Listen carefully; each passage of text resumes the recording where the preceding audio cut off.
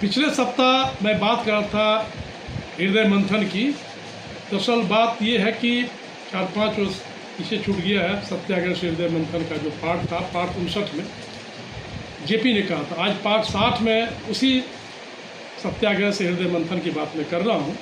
कुछ नई बात बताना चाहता हूँ कि जयप्रकाश नारायण ने जब उनके हृदय में परिवर्तन हुआ तो उन्होंने 1943 में जब जेपी लाहौर किला जेल से कठोर शारीरिक यातनाएं दी गई तो उनका झुकाव सत्याग्रह की ओर रहा। इसके पहले उन्होंने देवली कैंप में उपवास कर जेल में हो रही अनियमितताओं की तरफ लोगों का ध्यान आकर्षित किया। साथ ही जब कई बार गांधी ने जयप्रकाश को जेल से छुड़ाने का प्रयास किया और जयप्रकाश जी के बारे में अंग्रेजी हुकूमत को लिखा, तब जेपी के हृदय में गांधी जी के प्रति अपार स्नेह और आदर का भाव जागा और उनके सत्याग्रह को महत्व को समझने व रखने का मौका मिला।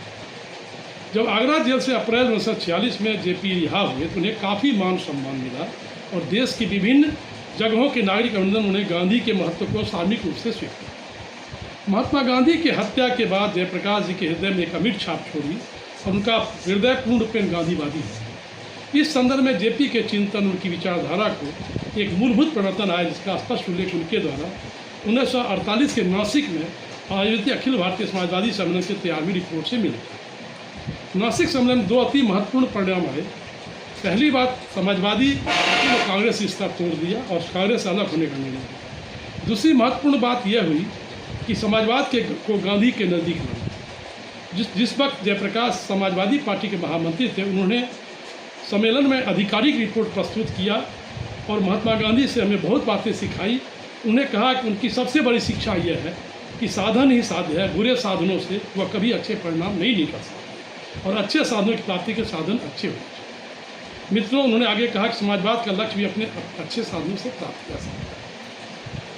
कांग्रेस से अलग समाजवाद को गांधीवाद से जोड़ने के क्रम में जेपी ने यह घोषणा की कि उन्हें लोक शक्ति में विश्वास है और अपने को सत्ता की राजनीति से अलग रखा। जेपी का एक तरह से मानो हृदय परिवर्तन हो गया और गांधीवाद की ओर धीरे धीरे खींचते चले।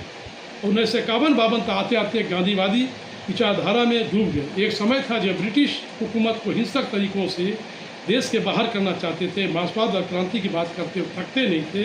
वही जयप्रकाश गांधी के व्यक्तित्व व उनके चिंतन में इतना अधिक प्रभावित हुए।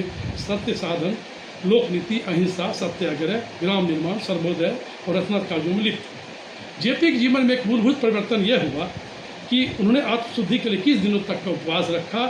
प्रथम आम चुनाव में पूना में डॉक्टर दिनेश मेहता के प्राकृतिक चिकित्सा जेपी ने 25 से 13 जुलाई तक उपवास किया। इस उपवास का परिणाम यह हुआ